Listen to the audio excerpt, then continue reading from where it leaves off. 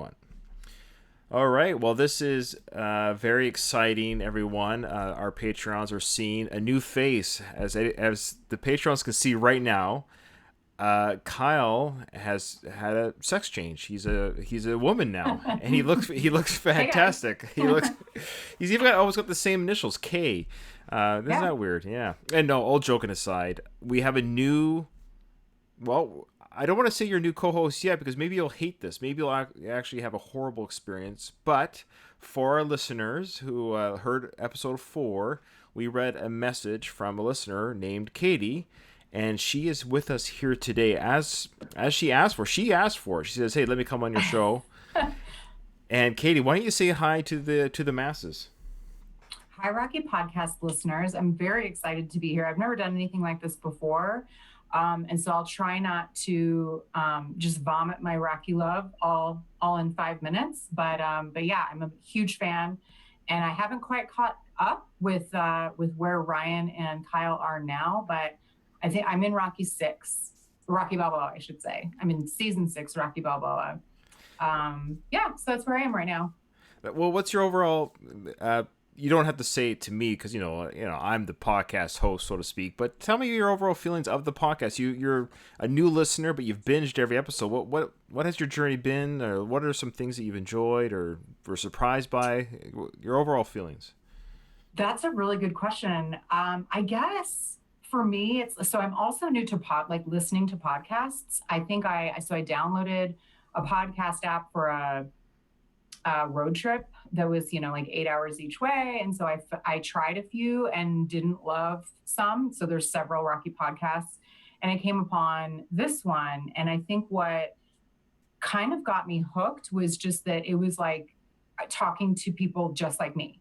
I think that was probably the big hook for me is even though we're in different countries, we grew up approximately the same era. And hearing you guys talk about it is like how I feel about it, but I don't have an outlet to discuss with people. People just, when I get going on my rants about it, people just kind of roll their eyes. They're like, and they think it's endearing that I love it so much, but they're like, yeah, okay, enough about the Rocky. And so anyway, you guys get really in depth, and you pick it apart. And I also like, I don't know if I could pick a specific thing, but I like the fact that it's not just like fan. You're big fans, but you recognize areas where they could have done better, or this was a really cheesy line, or this was not the best casting, or whatever the case may be. I actually appreciate that you love him, you love Sylvester, you love Rocky, but that it's not perfect outside of the first one, perhaps. So I guess it just feels like me, like meeting or like listening to friends that get it, and I find myself talking back at you even though you can't hear me. So yeah, that's probably how I would describe it. All right. Wow. Thank you. That's and very good insight and feedback. I appreciate that. And have you gone to the part of the podcast where Ruben is taking a hiatus? Unfortunately, yes, but I will say, so while I'm disappointed not to get to meet Ruben, I hopefully will get to meet Kyle. And I will say that I find Kyle's insights very well thought out, and he's very well spoken as well. So I'm so far very much enjoying Kyle Yeah. as the co-host. No, Yeah. he's great, and yeah, and don't be shy. I know Ruben's my brother, and but we always said even when Kyle guested with Ruben and me in the early days, he's been here. So Kyle's been Yeah. he's had a guest voice in season 1. And we always said to him, "Boy, you know the show better than us. You should probably do the show." Well, he is now, so there you go. But no, Ruben, we wish him, of course, all the best, and we love him and miss him. He's my brother. I know he's the original voice, and we hope to hear from him again. But right now, it's not looking like he's coming back anytime soon. But we may hear his voice again in the future. So for our listeners right now, people are wondering what the heck is going on. Are we going to have a female co-host? Well, that's what today's episode will decide. Oh gosh, no pressure or anything, right, No, Ryan? is is Katie going to be our Adrian, our Marianne, or or the redhead in the front row because she comes real cheap? I wish. Oh dear. I've been Adrian for Halloween. I Oh, haven't. nice. Yeah. So And you can't go as Marianne for Halloween, so No, that's not no, allowed. no. Okay. But we so far you've passed all the tests regarding humor and being poked fun at because, as you know, Kyle and I and my brother and I, we poke fun at each other. So feel free to do it back at me when applicable, but just remember that I can fire you at any time. Okay. No, this is exciting. I'm really excited. And you're also, let's talk a little bit about you being a huge Stallone fan. You have two sisters, correct? I do. Two older sisters. Yeah. Okay. And your dad was a Stallone or is a Stallone fan? Is that what did he raise you in this or how did that work? Yeah, I think so. I mean, I don't like we didn't watch boxing, like, but I do love boxing probably because of Rocky. I think the boxing fandom came out of Rocky. But yeah, we just kind of grew up, like in the 80s watching, VHS tapes, like literal recordings of what was on TV. So my first memory was Rocky 4. And we all, yeah. So because we kind of grew up with it, I don't know if, honestly, I'll have to ask my dad. I don't know if that was like on purpose or if it was just happenstance. But most guys, I think, kind of like, action stars, action movies. Sure. Oh, sure. Yeah. But yeah, so we're girls. So I guess he kind of tried to make us as much like boy-like as possible. But I will say, I don't understand. You said in the podcast several times that there's not a lot of female fans or listeners, and that's kind of why I reached out too, because you had said you'd like a female perspective, but it's shocking to me that there's not more female fans. I mean, what's not to love? Yeah, we'll just flip it. Like you have good-looking guys wearing no Exactly. shirt. I mean, Exactly. It's like super sculpted eye candy. sure. Every movie, all movie, and also his love affair with Adrian is how every woman wants to be treated. So Sure. yeah, I don't know. I Why don't more know women either. don't like it. I question my own sexuality watching these. We talked about that before. These are some very handsome men with very physique bodies. Absolutely, yeah. Well, like let's be Yeah. honest, it goes both ways. So, for guys, it is interesting. Maybe it's weird that guys are like this too because we are very much visual, and of course, I'm talking about, of course, straight guys. Yes, yes, yes. I can Yeah. only speak. I can only speak to what I know. But it's funny because we love looking at the female form, but in these films, we are looking at constantly male, oiled up, greased up male forms, and it's a weird aesthetic even for guys. In fact, we talk about that aesthetic being pleasing to us because when it doesn't fit the Rocky universe aesthetic, i.e., like a Tarver. Even though Yes. he's a real boxer, and I'm sure he's a great guy, but in the Rocky universe, he doesn't look like that, Mr. T or Drago or Yeah. Carl Weathers, that cut from like that chiseled cut. So, aesthetic is important even to us men. That's interesting that you say that. And I remember when I heard you guys talking about that in season 6, I was like, yes, yes, yes, talking about it. And I loved that you as a man could recognize that. And that was part of the reason that I didn't love Rocky Balboa as much as some of the others. Sure. And even in Creed, so it's very obvious when they cast a real boxer versus an actor, partially because of their body type. Like real boxers are very strong, especially heavyweights. They can Sure. be cut, but they're not typically super cut. Whereas actors are doing it like it's a different workout if you're trying to get cut and chiseled for us just to look good versus like being strong. So it's very obvious, and I very much prefer an actor in Right. these movies. Yeah, I Tarver, he was so he added nothing to the movie in my opinion. It was so flat. Like his character was so flat that's maybe why I was like, ugh, I just can't get into this. Like I don't care anything about him. Sure, that's Yeah. fair.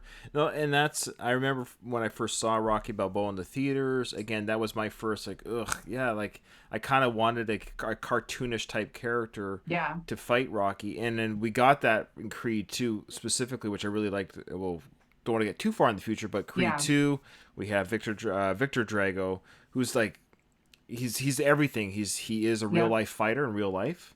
I don't know what league he's in, but I think he is mixed martial arts in real life. He's done some fights in real life, and so he's a real life fighter, and he's a pretty good actor, and he looks Yeah. like that freak of nature part as well. Yeah. Yeah. So that, you know, but Great. we'll get to more of Victor and Yvonne and Creed 2. But as you know, we start with the mailbag. So we'll go to the mailbag. Okay. And do you like the mailbag portion as a listener? I do. I do. Sometimes I do actually. I'll just say that. Sometimes it lasts a long time, I but that's know. not it's not necessarily a bad thing. Okay. If people have good things to say, I think it's nice to hear. Yeah, well, I was actually just talking to my dear mom today about the mailbag portion. She likes it, and I usually ask her, but she always will say that everything's great because it's her son's show. She's like, "Oh, it's great, everything's great." But I asked her like, "How's the mailbag portion? Does it drag on?" And she's like you, and most people are like, "Yeah, it's good if there's just discussion points." I'm not. I try not to just say, "Oh, you guys are great," type reading emails, but people sometimes do bring up good information or good talking points. And there's two ways of looking at it. People can just skip it, and that's fine. They can go, do the 30-second skip until we get to the movie discussion. I won't be offended by that. So go ahead and do that. Those who want to do that, you can go ahead and do that now. If you want to listen, there's some good ones here. Some of our regulars have chimed in. Let's see here. Can you see the screen? Can you see it? Yep, I Okay. can. Okay. Oh, I better close my tabs. No, I'm joking. So stupid.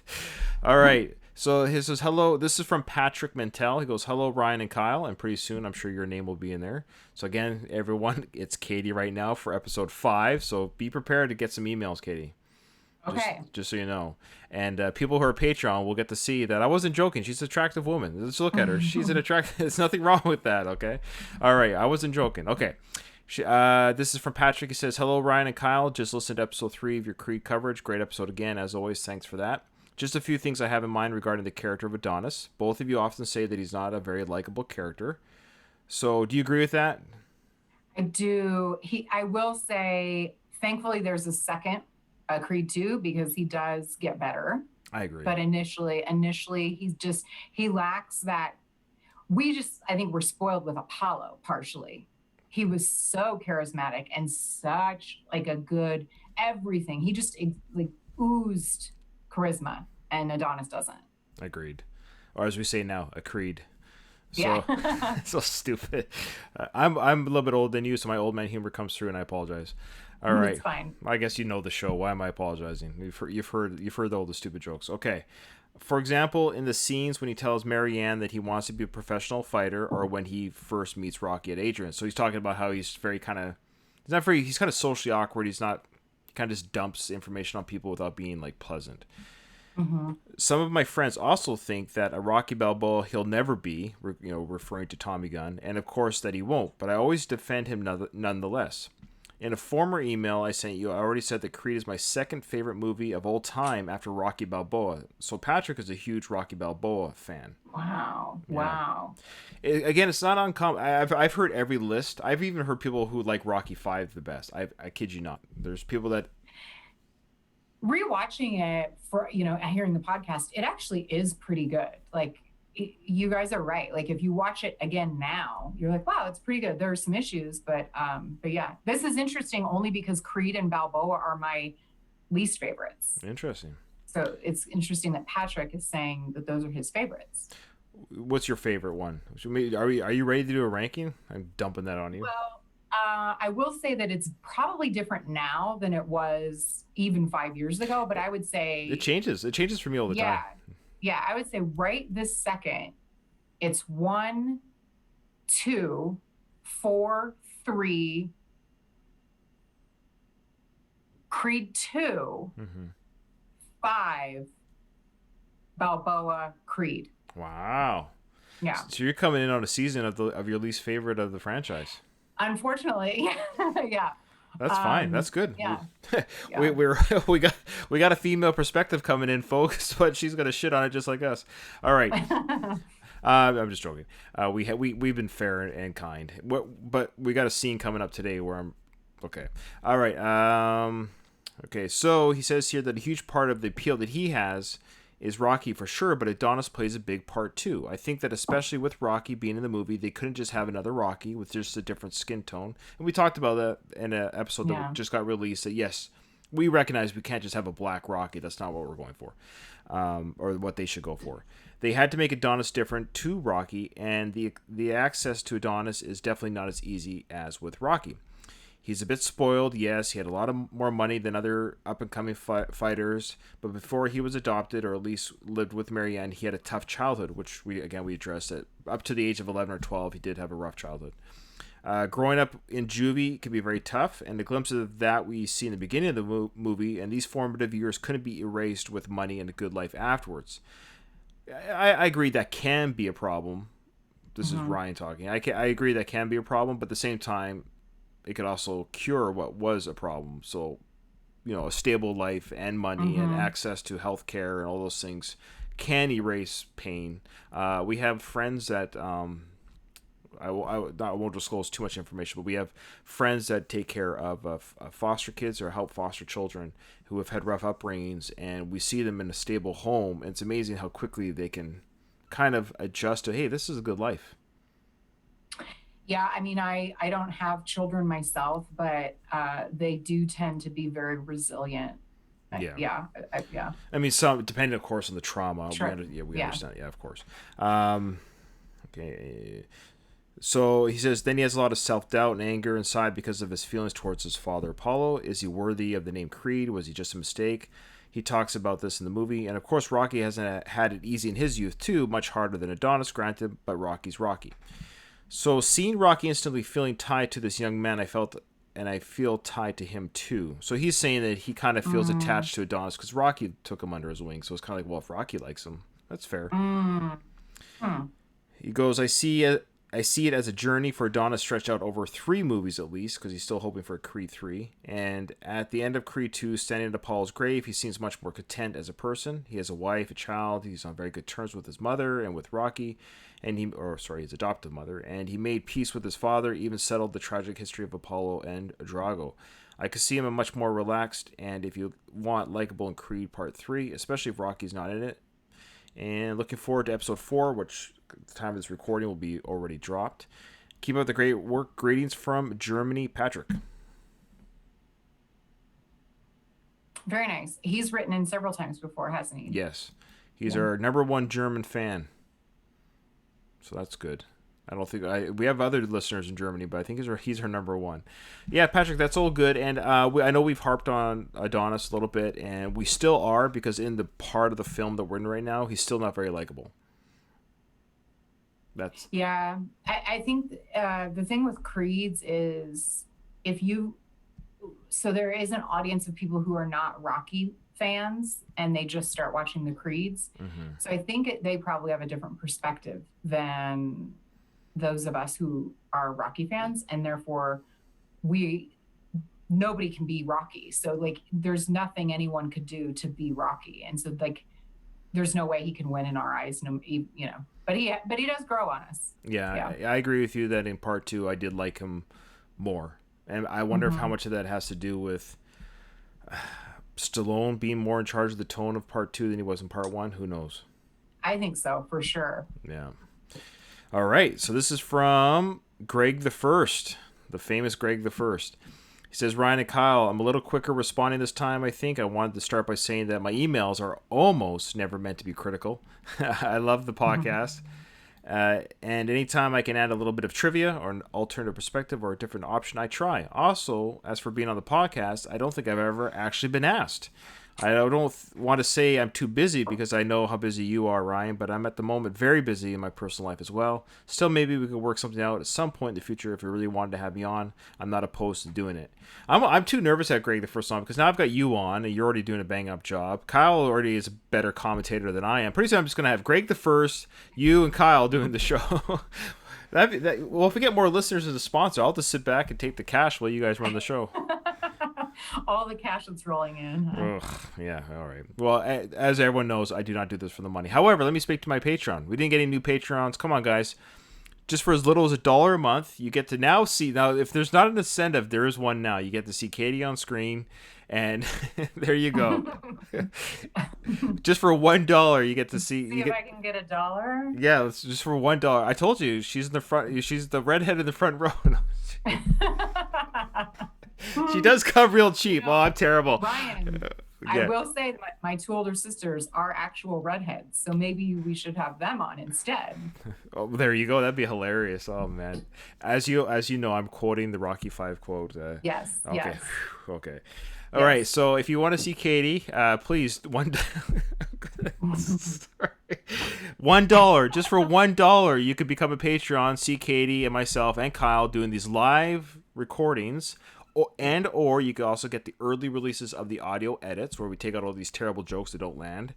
And yeah, and at the very least, there's also people who just donate donate to the feed, because it costs about, I'm telling you, it costs $40 a month just to get this show out there. So it does cost money, and it for every like 1 hour of audio, it takes me 3 to 4 hours to edit.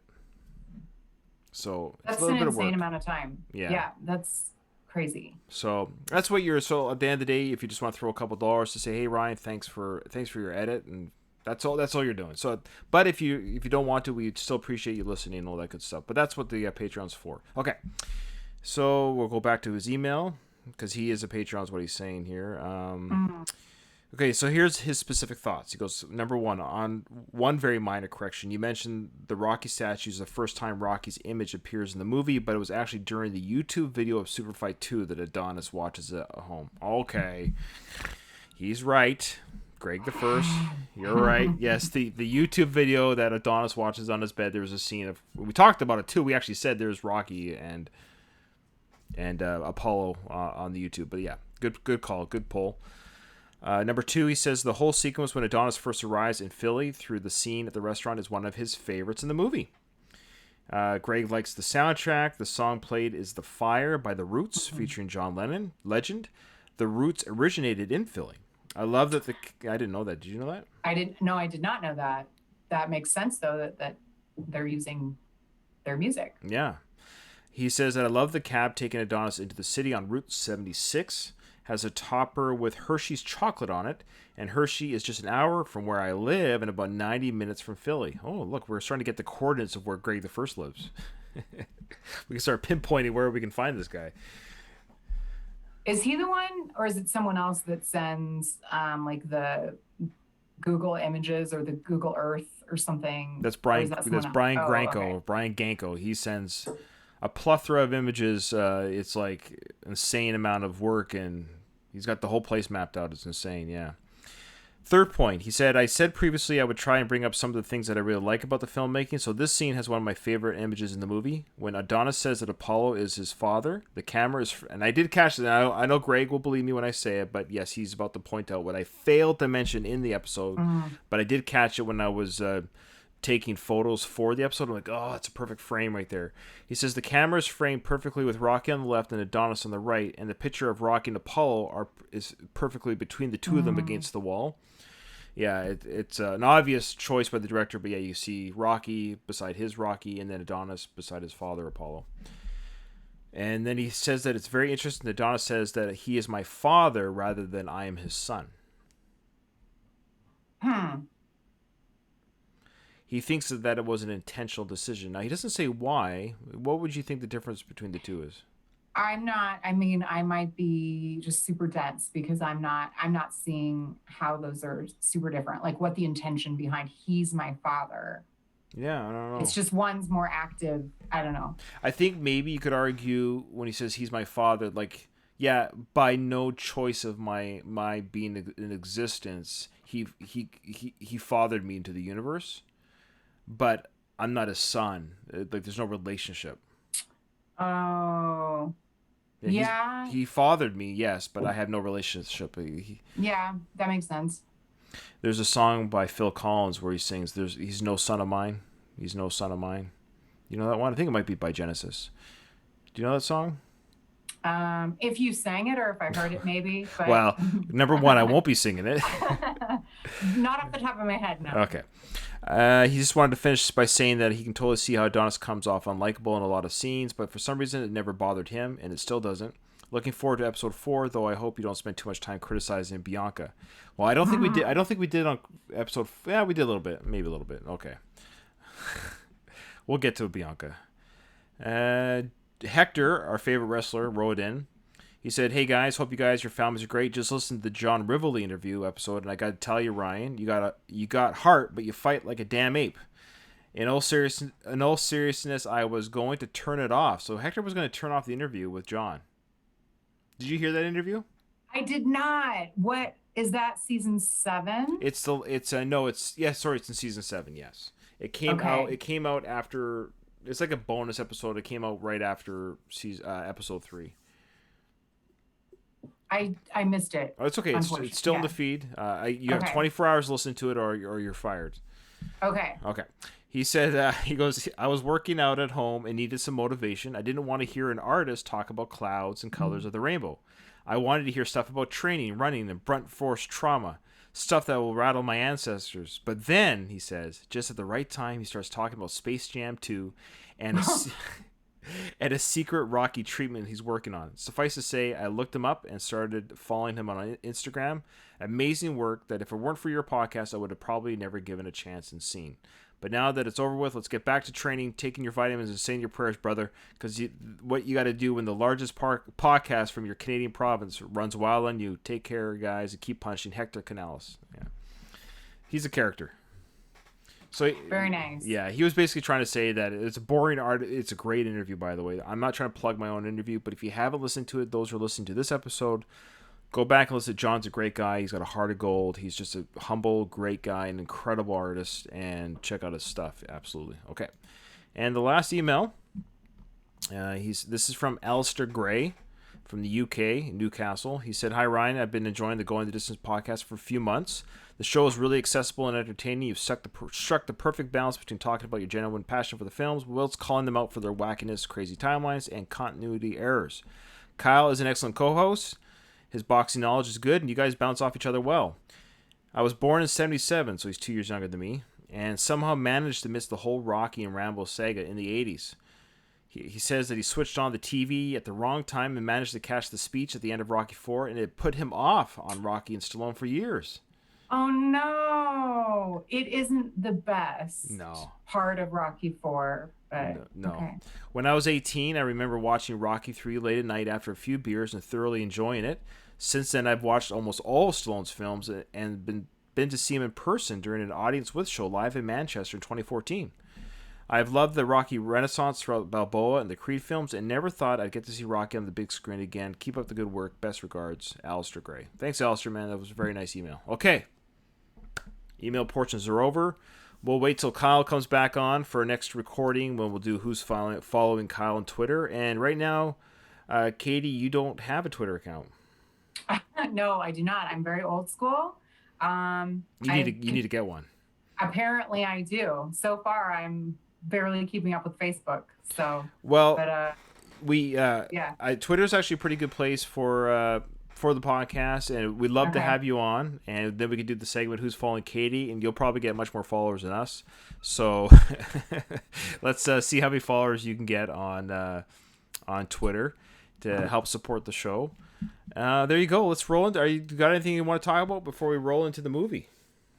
I don't think so. Other than I don't think that you guys have really discussed. And it might show up in the scene. I think it might show up in the scene. Okay. But throughout the series, there's the ever-present steps in Rocky movies. I don't know if you guys have really discussed it, but they always have scenes on the steps. Steps are like part of Rocky. Yeah. Well, yeah, we mentioned for the Creed discussion, I don't think we talked too much about the steps other than they were behind the statue that Adonis was at, but we haven't talked about the steps for the film just yet.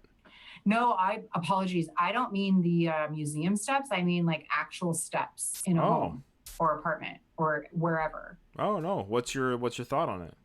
Well, just there's always stairs.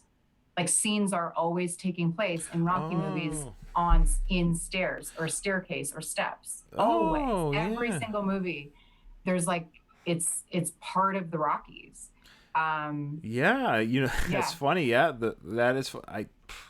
Very good catch. Wow, look at you, coming in hot. Yeah. Well, yeah, because don't you think like every single movie, there's like the steps are a big deal. Yeah, you got Mickey coming up in Rocky 2 on the steps. You've got Adrian's big speech in 4, you can't win. And she was also on the Yeah. same steps in Rocky 2 in the house when she Yep. was mad or talking to Rocky uh, when he was on the punching bag. And then also when Rocky went with Mickey to train and she was on the steps shaking her head in disappointment. Rocky sat on the step in Rocky 2 watching TV with Butkus. Yep. And in 3, weren't they? Clubber was like coming down the steps, which was a weird. Anyway, that's kind of when the initiation of Mickey's demise. Right. Um, and there in every single movie, I'm like, what was the one in? Rock, Oh, there's Rocky Rocky 5, Five. the basement Yeah, the steps, and they were basement sitting steps. on the Yeah, steps watching the fight. yeah, yeah. And then in Bianca, like they lives like a floor below or something. I feel like 1 or 2 floors below Adonis, and they always show him in the hallway coming up and down the steps. And of course, Rocky Yeah. 6, stupid kid named Steps. So- Yeah. So I wonder if that has something to do with it. If that was like a little, I don't know. oh wow, Wait, that's good. I by like the that. way, where did he go? Where did he go? He's not. We had we hypothesized that he went to Jamaica to find his father, that European Okay. country, Jamaica. Yeah, that's right. That's right. That's right. And I still like to think that little Marie works at the restaurant. I don't know why. It makes me feel nice that she still Yeah. works there. I know he's so alone in Creed that he doesn't have anyone, and so yeah, I wonder where Steps and Marie went. Yeah.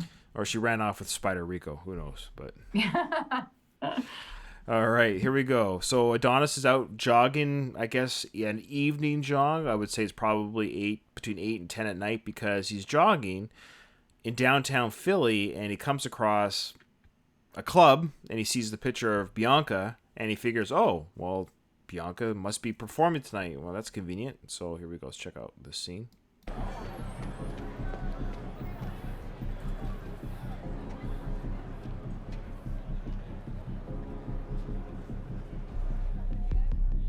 So his only interaction with this individual has been when he knocked on her door to tell her to turn down the music.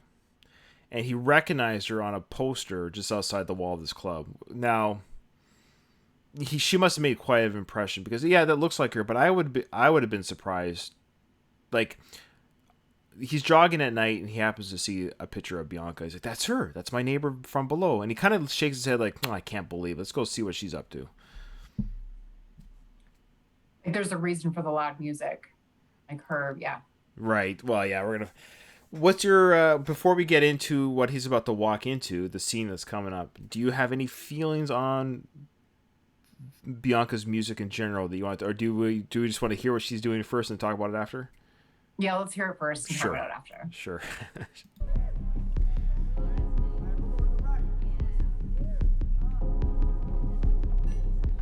Grip, grip, grip, grip, grip, grip me. I might give a little, but you can take it all. I might try to run, but just to make you follow. I like it when you grip, grip, grip. Got you right where I want. I can see it all. Don't let me go, let me go. Take me to the floor, to the floor. I need more, I need more. Okay. So to set the scene, if anyone hasn't seen this movie before, so Adonis walks into the club. That's the song she's singing on stage, and it doesn't even sound live at all. It does sound like a studio song, which they should have figured out a way to make it live, sounding at least. Yeah, you can totally tell she's lip syncing. Yeah, I yeah. can. Oh, Yeah. yeah. But let's just assume it's live, and okay, fine. He's hearing this live. Your thoughts on the song? So I actually very much like hip hop and rap. But again, because I'm old school, a lot of the newer stuff I'm not super into. But I don't know how I would categorize this particular genre. I guess I would liken it to it's like a cult. It's like very specific. It's like there's a cult following for it. and people who like it love it, and it's just super not mainstream at all. Like it's Is it called trap music or trance or I don't know what's called house or like house music, yeah, yeah, and yeah, it's just it's very specific. I would liken it to people who like the people who like if people are into EDM or if people are into like jam bands, they're like super into it.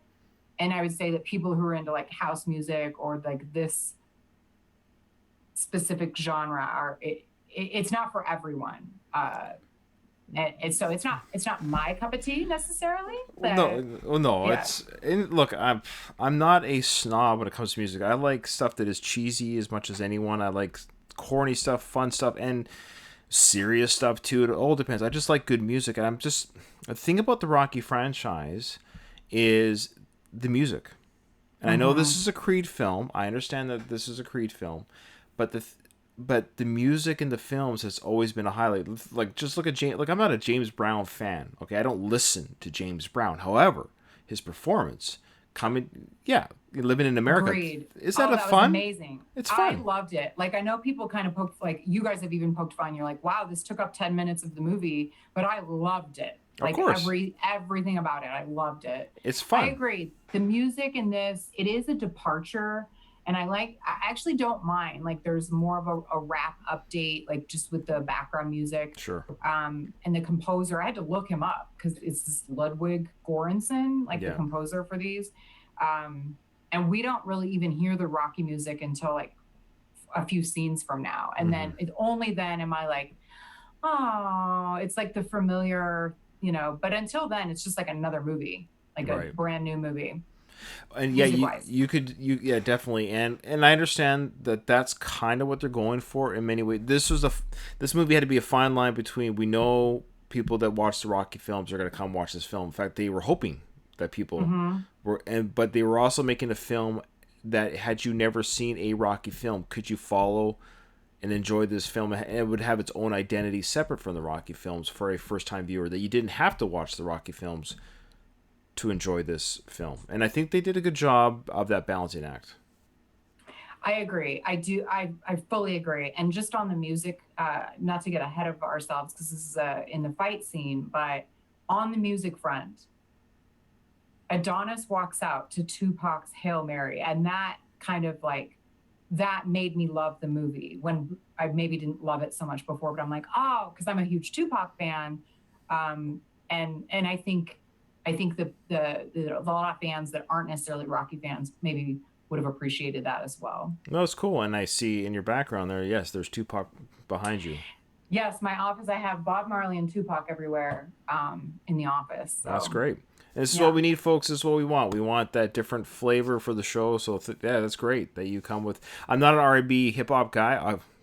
I'm about as white and 40. I'm almost 45, right? So I just didn't grow up with that kind of music or culture. But the soundtrack on this movie is really great. And in fact, the Creed 2 soundtrack was really great too. And the trailer, the song they used for the trailer, I forget who it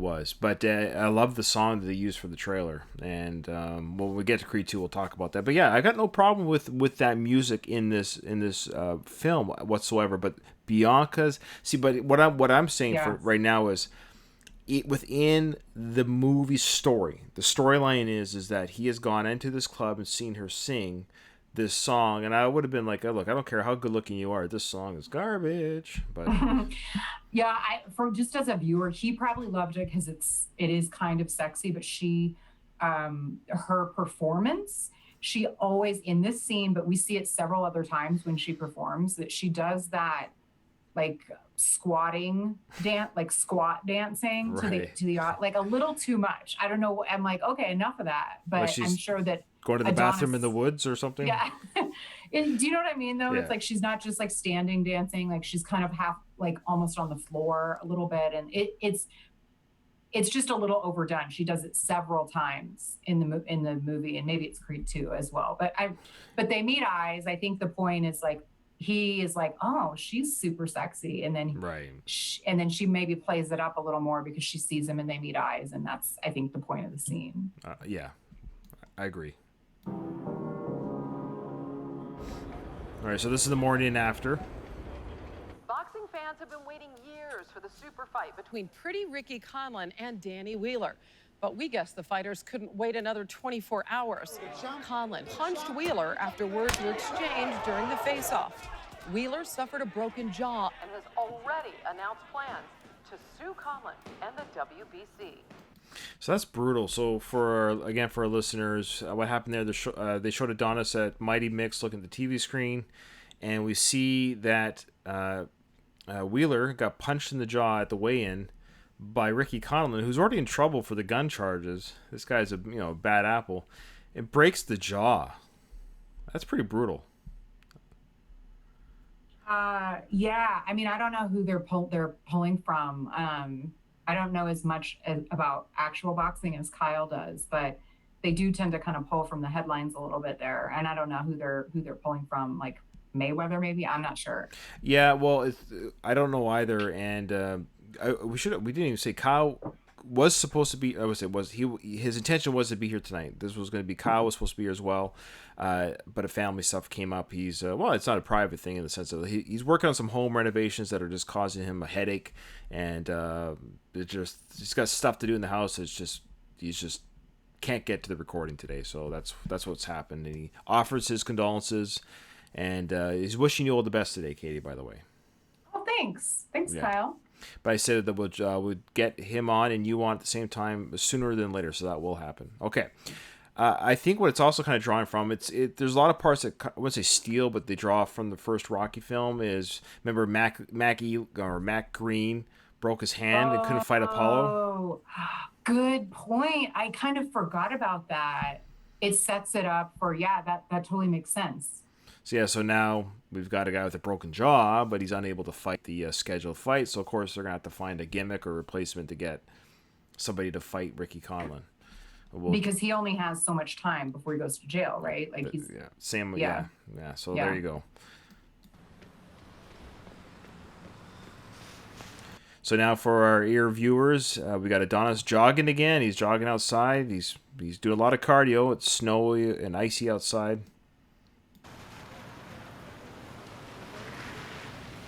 Hey, Okay, I'm not trying to crap on Adonis every time he talks. So he runs to the restaurant, Adrian's restaurant. Rocky's unloading groceries or supplies from his white van, his the child abduction van. He's unloading groceries into his restaurant, and Adonis sees him and calls out, "Hey, Unc," which is the first time we're hearing that, and he even says, "Are you calling me Unc?" Like, doesn't he's like, "Are you talking to me? Like, is this a term of endearment? Is this lingo?" And then we get to, which is I find very endearing, that, and also Rocky-esque, that he's like not hip on lingo, and we find that out, like that he's. It reminds us that he's an old man, like he's now Mickey. Yeah, well, yeah, he's the. This is 2015, so it's 5 years ago. He's 74 now. Yeah, so he's 69. He's the same age, actually, as Burgess Meredith was in Rocky Part 1. It's crazy. Yeah. All right, so I guess I don't know why they wrote it that way. I don't know why he didn't just say, "Hey, Rocky," and call him Unc, maybe when they had some sort of relationship. Later. Yeah, that's a good point. Oh. How you doing? You call me Unc? Yeah, it was either that or OG. What's an OG? Old ass gangster. Unc's good. I can do that.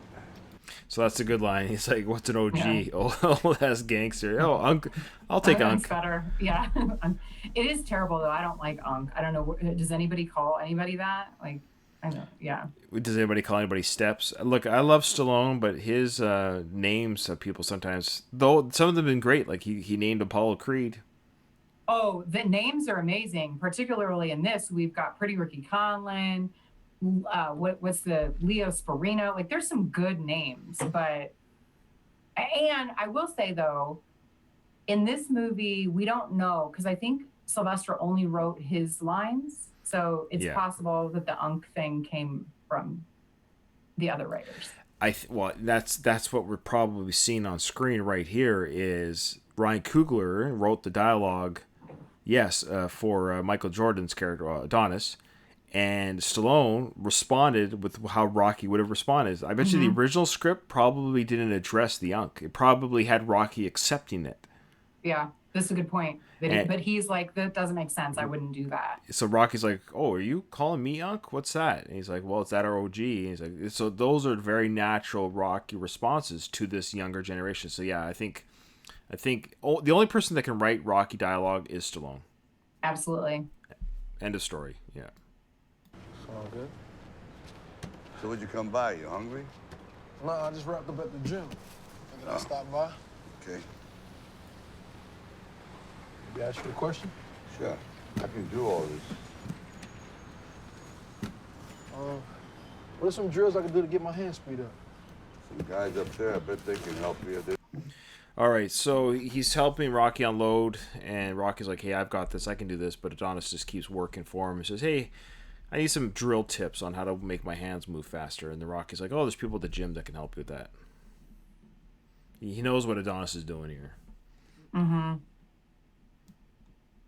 I don't have any other comments on that's the okay. scene. Yeah. You don't have to say anything. Every time I pause, you must say something. I also just dialogue it a little bit so the listeners kind of know what's going on. Yeah. We're visualized, we get to see it, but just so people who haven't maybe seen the movie in a while are like, "Oh yeah, I know the scene they're talking about." There's a guy there named Pete. He's a pretty good trainer. Yeah, but he's with his spotted most of the time. I mostly just train myself. I didn't know you're a Creed. I don't go by that. I'm trying to make it on my own.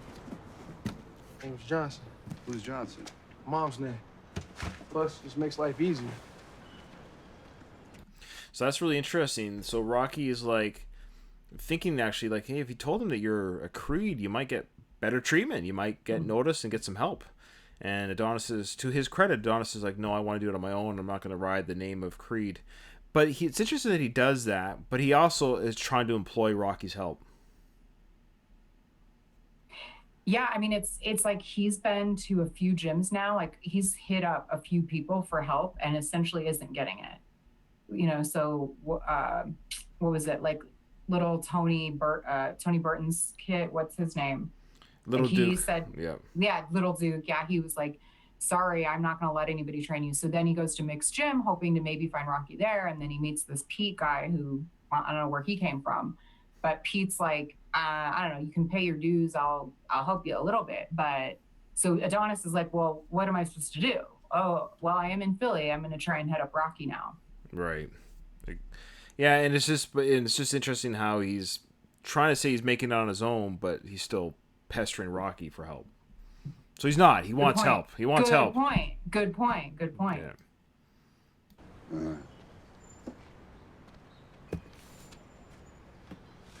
Plus, you know, if you train me, ain't nobody around here knows me. We can fly under the radar. You'll never know. Yeah. I told you before, I just don't want to do it, kid. I mean, that's cool, but, you know, maybe you could just, you know, give me some drills. Drills? Things I could do on my own. You don't stop, do you? Like a woodpecker. My God.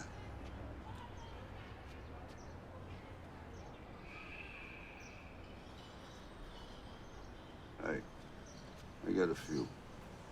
That's it. Okay? Yeah, of course. 5 rounds. So Adonis has said, look, just give me some drills. And Rocky's like, boy, you just won't stop. So Rocky's like, you know what? I'll give him some drills. And maybe then he'll leave me alone. But you got to figure at this point, as he's sketching down drills on a piece of paper for Adonis to do, there's probably a little bit of the bug in the fire that's burning Rocky a little bit as he's tapping into that boxing again. Oh, absolutely. We know exactly where this is going. Also, I never noticed, just because you have this pause where he's writing, how he holds his pen or pencil is different. And he's right-handed here. Yeah. There's been a lot of discussion about, is he left or right-handed? You could argue he's ambidextrous.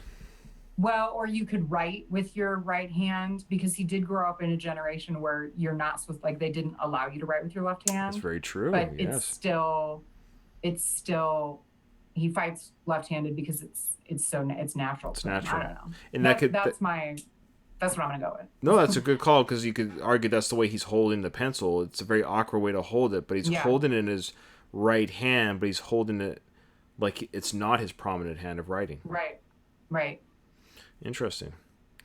But yeah, or you could argue for whatever reason he fights left-handed, but he writes right-handed. That's probably not unheard of in the world. I've heard of people who play hockey this opposite way or archery the opposite way for whatever reason. I apparently hold my pool stick wrong. Like I'm right-handed, and when I play pool, people are like, you play pool like a left-handed person. There you go. Perfect example. I cut my meat the opposite way. When you cut your meat, are you right or left-handed? You're right-handed? I am right-handed, but I don't cut meat because I'm vegan. I know. Oh, that only took half an hour for you to mention. I'm just joking. But yeah, I do cut with my right hand. Like if I'm cutting something. Okay, so there you go. That's the way most people do. But I actually cut meat with my left, or cut whatever with my left hand. Yeah. And I hold the fork with my right hand still because I always eat with the way my brain operates is like, well, Ryan, you always eat with your fork. So I taught myself to cut with the hand that I don't use to eat with. Which actually makes a lot of sense. It's more efficient that way than switching utensils. And I didn't know that was a thing until someone saw me cutting my meat. They said, "Oh, I didn't know you're left-handed." And I'm like, "Well, what are you talking about?" And that's how it came up. Like, "No, I'm right-handed. I'm eating with my fork in my right hand. What are you talking about?" Yeah. Interesting. Yeah, you're vegan. Okay, so it was really good knowing you. Oh. No. I'm just joking. Say it ain't so. I do keto, so I have to have meat or else I don't get to eat. Oh gosh, yeah, we're opposites. Yeah. I bring on the carbs. Oh, don't torture me. I wish I could have more carbs. Some days I just hate my life. Okay, my diet life. Anyways, all right, here we go. I've lost 30. I used to be 215, but I'm 190 now. So. Well, Ryan, I'm curious to see if you can maintain this keto diet because it's been 2 years. Oh, that's longer than I've never met anyone. That's good for you. Thank you. Yeah, so it's been 2 years. I can't go back. I mean, I've cheated throughout here and there, meaning like but in the 2 years that I've been doing it, the amount of sugar and or carbs I've eaten it's easily down 80 to 90%. So it's a dirty keto. I don't count carbs. I don't worry about that stuff. But I just basically, I don't eat bread. I don't eat flour products. I don't eat potatoes. I don't eat any grains, any rice, and no sugar. So, oh man. So I like. Oh my gosh. So when I say I'm keto, I don't like terminal. I just basically don't eat bread, pasta, grains, or sugar. No sugar. That's it. Well, sugar's in a lot of things. So, it is. Yeah. But it's amazing how much it's not in, though. It's amazing how much it's not. But anyways. But yeah, so it's so far so good. Like I can show you a picture of me even from 3 or 4 years ago, and you'll notice, anyways. But I have no problem with vegans. I'm just joking. I actually did vegan for a while too. When I was trying to lose a little bit more weight, I did try vegan. That's one way of doing it. People have lost weight that way. So, Okay, here we go. So he's writing down drills for Adonis. Jumping rope, 3 rounds on each of the bags. When you get to the heavy bag, just don't keep throwing your hands because you can hurt them. It's also about using your legs, right? And then 5 rounds of shadow. OW. It's a W, boxing. Boxing, yeah. And that's it. All right? Yeah. Okay, here you go. Good luck with that. I got it. Hold that real quick.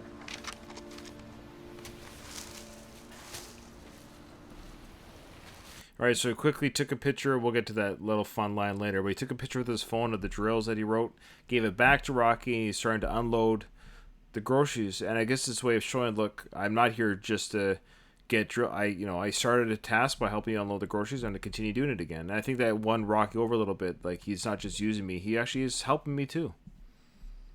I also want to point out for the 2 female listeners, so he just looks so I love him in the glasses. The glasses make him look, I mean, I know he's an old man essentially, but he's super handsome. Like he looks really good in that scene or whenever he puts the glasses on.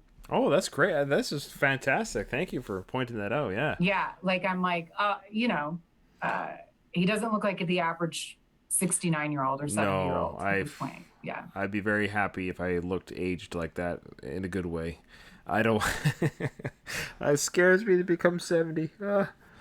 Anyways, but that means you lived. There's nothing wrong with aging. Yes. Because it means you've lived. The alternative is the alternative. It's better than the alternative, absolutely. Yeah. But yeah, he wears the glasses a lot in this movie. Like he carries them around. I guess we saw that probably in 6 too, but I don't know why. I think he looks extra handsome when he puts the glasses on. And we see that a lot in this movie. Nice.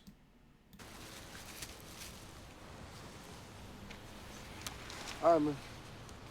Wait, don't you want this? I got it right here. What if you lose that there? It breaks. It's already up in the cloud.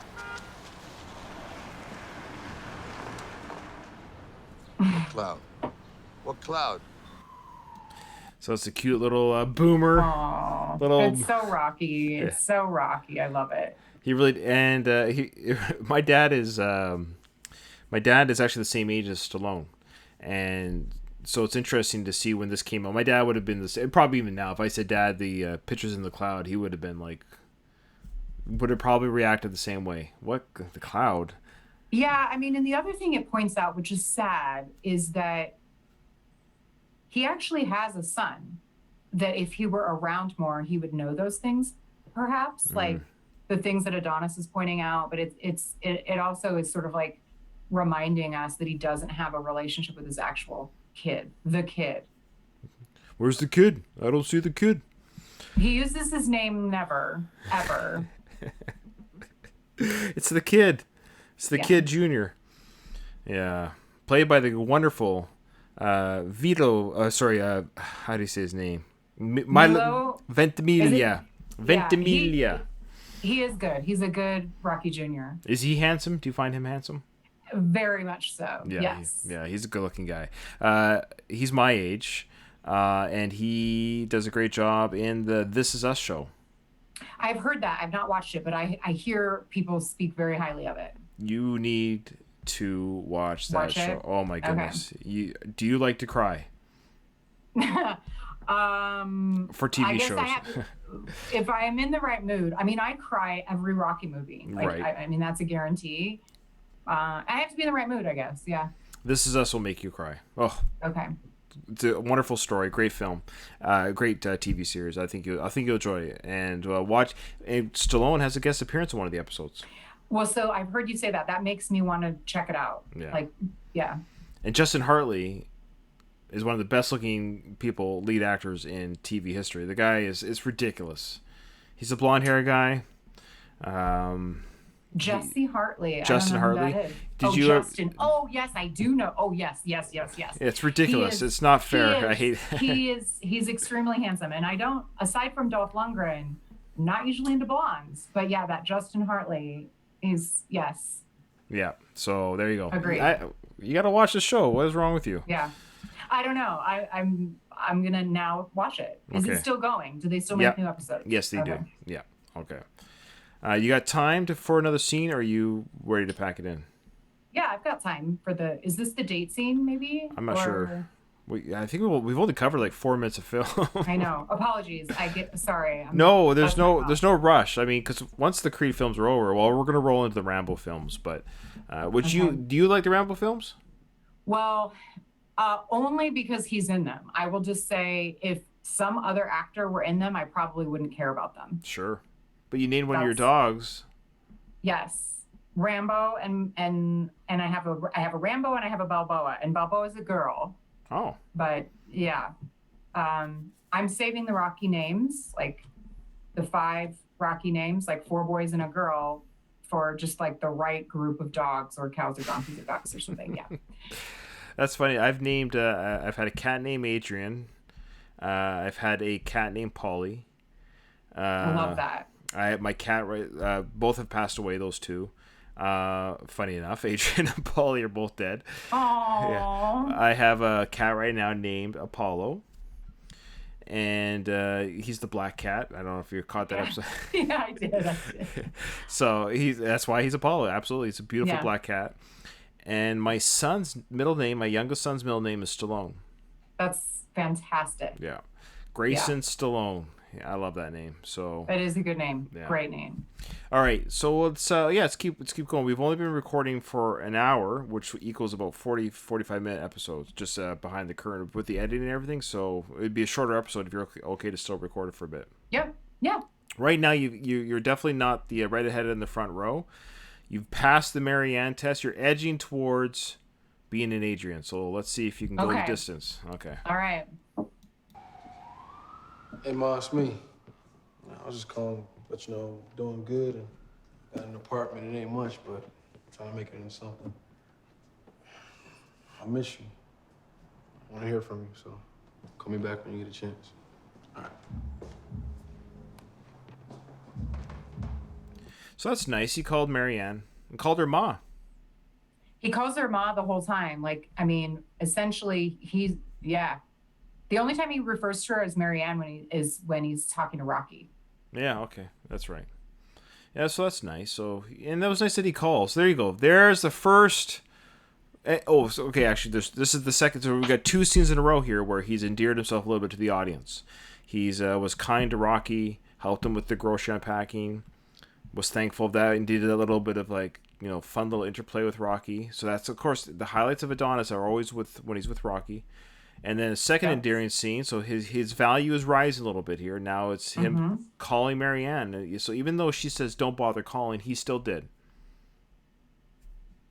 Good points.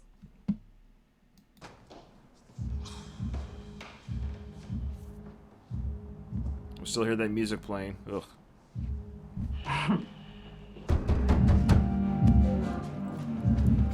The stairs. Yeah, there you go, stairs, yeah. What, it's too loud? Now, is the music connected to the door? Because every time the door opens, the music stops right away. I know, that's just a bad, yeah. I don't know why. For me, if I was an editor, I'd be like, hey, director, just so you know, there's 2 scenes now where Bianca's opened the door and the music immediately stops. Now, you could argue she has a remote in her hand, maybe. She's hitting stop while she's opening the door. No. But you would stop the music before you come to the door, and then the door would open. Agreed. Yeah. Agreed. No, I just, heard you down here working. Figured you want to take a break. Maybe get some food. Where are you from, Donnie? From LA. Okay, so is this how you all ask females out in LA? Just want to know if you were hungry. Not a date. Right. You know what? That's all good. It's okay. Hey, yo. I am hungry.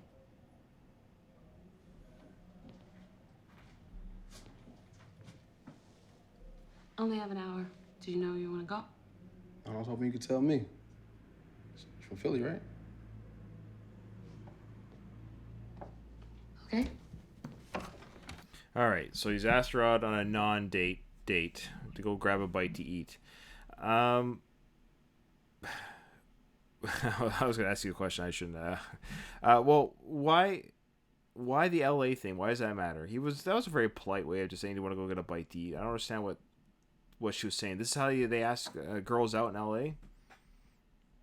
Yeah, I'm not really sure. I don't think that has any. That's more it seems more generational than geography. I think that was just her way of trying to tease out whether he's asking her out. Are you trying to ask me out? I don't know, maybe. But also this doesn't happen. I don't know. I don't like their little door scenes at all. But once they go on, I don't know why. It just seems off to me. Maybe it's supposed to be because it's awkward for the audience, it's awkward for them because they're just getting to know each other. Yeah. But we've had a better rapport, me and you, in this hour discussion than they've had being next door neighbors. I don't know why it's so hard to talk to people. You just say, hey, you want to go get a bite to eat? That's how I would ask a girl on a date. If this was me, I would knock on the door and say, hey, you know what? I heard your music again, but I'm not bugging you. I understand you're saying, this is what I would do. Okay, here's mine. I would have knocked on the door and said, hey, we saw each other at the club. I saw you perform. I had no idea you were a singer, so that explains the music you must be listening to or working on is your work, and that's cool. But would you want to go grab a bite to eat? We could talk about it. Yeah, that would have been way better. And I think this is like a waste of, I don't know, like, because I did watch some deleted scenes and they're 80% of them are pretty good. Like, I don't know. I just feel like this is kind of a waste of, I don't like it. The actual date is a little bit better, but for some reason, I don't like these door scenes at all. I think this might be the last one, I think. Oh, no, they have a fight at the door later, I think. Yeah, yeah.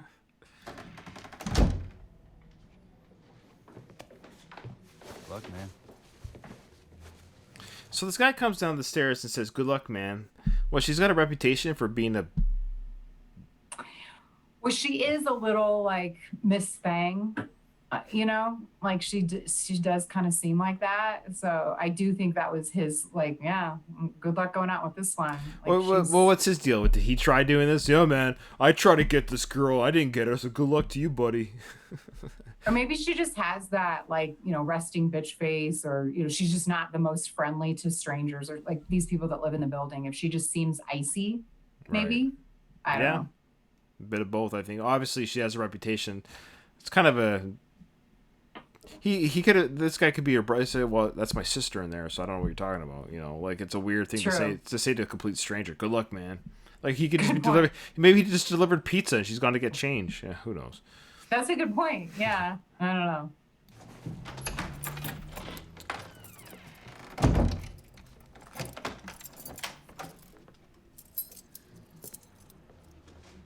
So she comes out putting the earpiece in her ear and he spots it and she sees him see it and nothing's said and they carry on. Yeah, they leave sort of like, I don't know. It's not super friendly. It's like, I guess let's go. Let's go. I've got an hour. Yeah. So where are we? North Philly. So this is Max's. Hey, superstar. Hey. What's going on? I'm well, thanks. How you doing? You looking wonderful as always. Thank you. Now, so they went to some sort of cheesesteak or Philly cheesesteak type joint to get a sandwich or whatever. Of course, she's a regular there. The guy's really friendly with her. Of course, now she's being really friendly, and I guess that's good for Adonis to see her smile.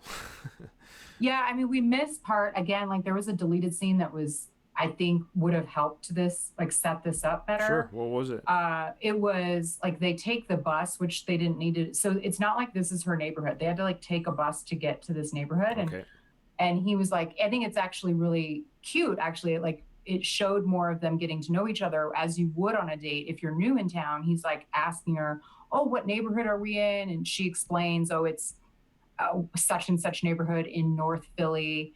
And then she proceeds to, and then he kind of makes a joke about, "Oh, it's not West Philadelphia, like the Fresh Prince of Bel-Air," like, and then, so then she has this little story about that. And it's a good scene. I think it sets this up better than that taking forever at the door, but that's just my opinion. Oh, no, it's good. I'll probably, I'll insert that into the audio. How you doing there, my friend? This is my neighbor, and he's a West Coast boy, and we've had a steak before. Listen, I'm gonna treat him like he was my neighbor. That's how good we're gonna take care of you.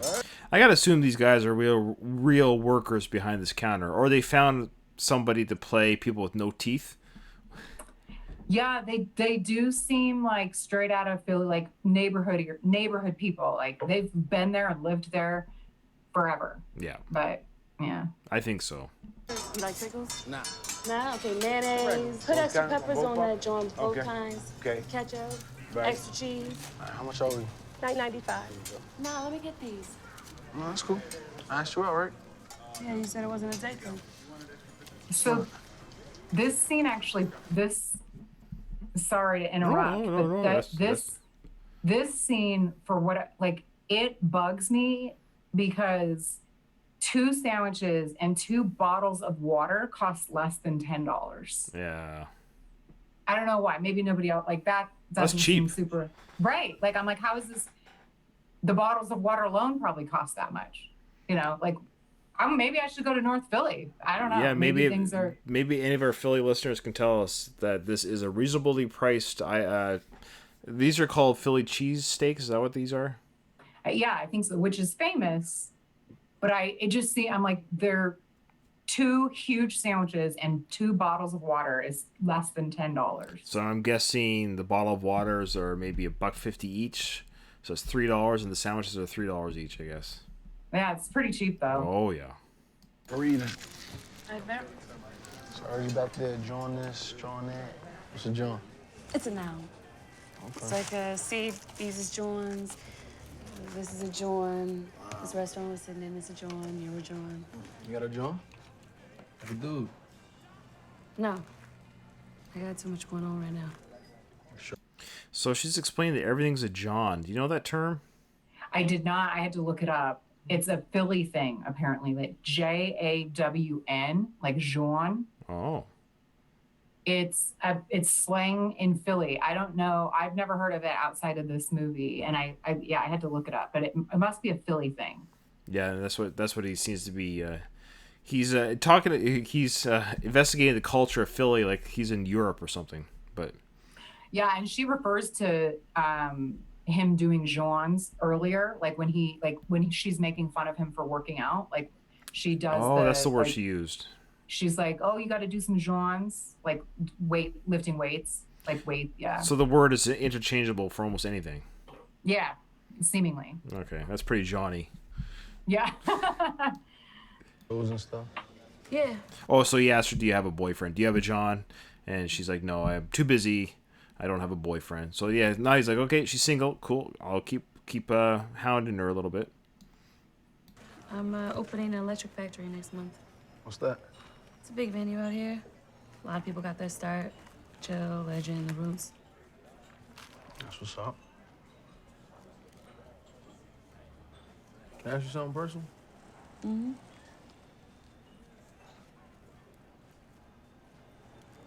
I got progressive hearing loss. Just started wearing these this past year, but I only need them in place with a lot of background noise. For now. So it's progressive, so eventually... Yeah.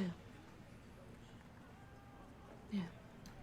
All right, so here's our first indication of this. You know, she's got progressive hearing loss. She wears it in places where there's a lot of background noise, so she can hear the conversation of the person next to her. Sucks. But she's sharing, like she's, they're.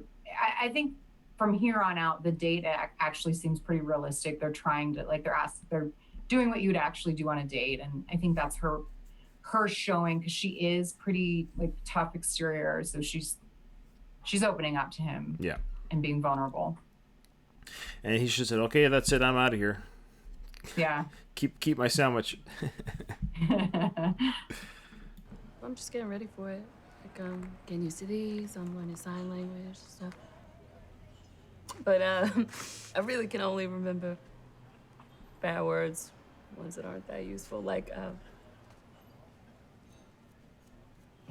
What's that? you can't tell? The bull, the horns. This is. Yeah, it's the bullshit. Uh-huh. What's your favorite? You don't really seem like a boxer to me. I mean, you're in shape and all, but. All right, so a little bit of nods to the original Rocky. So first, she did some sign language, the BS sign language, and now she's saying you don't look like much of a boxer. Where Adrian, on their first date, she asked Rocky, why do you fight? I don't get why you fight. So kind of the similarity. She's now asking about his fighting life. I don't know. Are most boxers like what? Like street. I'm not saying you're square or anything, but I'm just curious. Like, what made you want to fight? My pop was a fighter. All right, that makes sense. Did he fight pro? Something like that. Does he train you? So he's not obviously revealing who his dad is, like something like that, because she would know who Apollo Creed was, because she knew who Rocky was. So she would know. Yeah. As a Philadelphian, she knows Rocky was the champion of our city who beat Apollo. So if he dropped that right there, it would have blown her mind.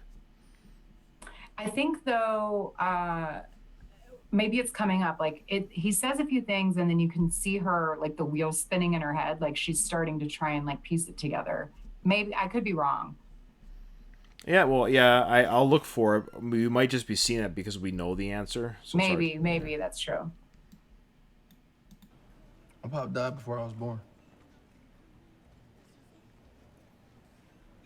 Like right there. Yeah. Yeah, maybe. So, what made you want to sing?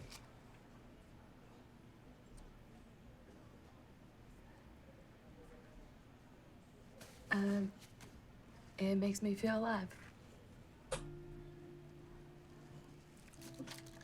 When's your next show? That place that you saw me at, Johnny Brenda's, I got a residency there, so we're back on Friday. Can I roll with you? I want to show up, you know? Show some love. Let me think on it.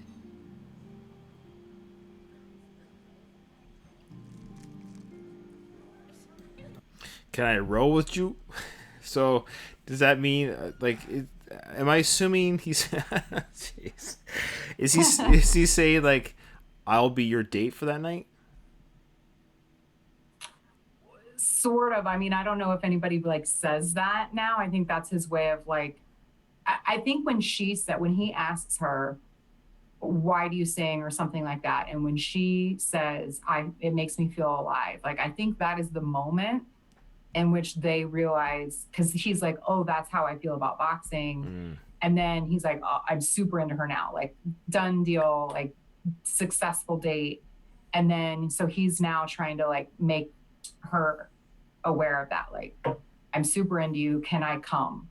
Can I show up? Can I be backstage with you or whatever? Like, I'm not going to like be all up on you, like overbearing, but like, can I come? Would you mind? It's right. like his way of, yeah, I don't know. That's my take anyways. No, that's his, yeah. Yeah, I like it. It's good analysis. Absolutely. All right. Perfect. The only other thing I would note there is that while I don't necessarily, like, it takes a while for her character and his, for that matter, to grow on us, but if they're telling the story, I think one of the things that while I love Adrienne and we have had a number of movies to get to know her, she didn't really have a backstory. Like there was like when she wasn't with Rocky, like would she work at the pet shop? Like that she didn't have a life outside of, we didn't see that anyway. And so they're building Bianca, you know, the Adrienne in this case, to be, I don't know, to actually have a backstory and be like a richer character. I don't know how well it works, but I think that's what they're trying to do. No, that's a very good point because, yeah, we talked about that. We don't know much about Adrienne outside of her life with Rocky. Maybe she didn't have much of one. Maybe Rocky was her life, but we see already Bianca, and that's a different generation too, to be fair. So we're seeing with Bianca, she's an independent woman. She has her own goals, and she doesn't need no man to sorry, but yeah, that's what we're seeing is that she, you know, though she's not opposed to love, obviously, she's thinking of her life and not waiting for her life. She's planning her life, but she's met somebody now. So whereas Adrienne, it's kind of honest, she was not going anywhere at that pet store. That really Rocky, I hate to say it, kind of saved her from a life of doldrum. Absolutely. And Bianca doesn't need saving. So that's definitely a 2015 storyline. Yep. Yeah. All right. Well, how do you think you did? I don't know. I probably like overstepped a little bit, like spewing my thoughts a little too much. Not maybe, at all. No. I think if so, what are you doing for the next 5-10 years? What'd you say? No. I said, what are you doing for the next 5 or 10 years? I was wondering if you wouldn't mind podcasting with me too much. Oh God. Yeah, I'd like that. I promise not to. Yeah, really? You serious? I promise not to leave any hair on the keyboard. Did you hear that, Mr. Tiger? Did you hear that? Yeah. Well, I think you did great. Honestly, I think you really did, and you definitely brought perspectives, thoughts, and ideas that. Again, look, this isn't my show per se in the sense of like, yes, I started with my brother, but having Kyle on, another guest host on, it definitely does bring in. I don't want my show to be a vacuum. I don't want to just be Ryan's thoughts on Rocky. So having your perspective already, and especially during a part of the movie which really drags for me. This part of the movie. Yeah, I agree. I was telling my friends, and they're like, "Oh my god, that's so cool!" And I'm like, "The only sucky part is it's my least favorite movie, and it's like probably the worst scene Yeah, of agreed. the movie." Yeah, And I think you did a bang up job. I think you, and of course me, of course, but I think you really helped get through one of the harder parts of the movie. This is not a highlight of the movie. I'm sorry, it's not. And I remember seeing it in the theater, and it just even watching now, I was like, oof. But it was really a lot of fun discussing it with you, Katie. It really was. thank you. I likewise. Well, let me just do a quick little housekeeping here. I forgot to do it. If you want to send us an email, I'm sure you've got it already. But if you're listening for the first time, because Katie's on the show, I don't blame you. If you want to send us an email, gtdwithrr@gmail.com. Also, we encourage you to leave us a review or rating on iTunes. We haven't got a new one in a little bit. We really could use that. It does help us out. At the very least, it gives us... it totally is for us, because it's like, hey, you guys, we're listening, we appreciate it. But getting those reviews out there, people will see that. They're like, oh, this show has 30 or 40 reviews. That must be a good show. And it's true. And it does help. People might tune in and say, why? Why is this show so good? And lastly, if you want to become a Patreon, we would appreciate it. $1, you get to see Katie, and also help pay for the feed. So thank you so much. Well, Katie, do you want to come on again? I would love to. All right. Well, with that, do you want to take us out? Ding, ding. Nice. Okay, so this will officially end the recording, but we're still recording. But let me just stop it first so you can speak freely.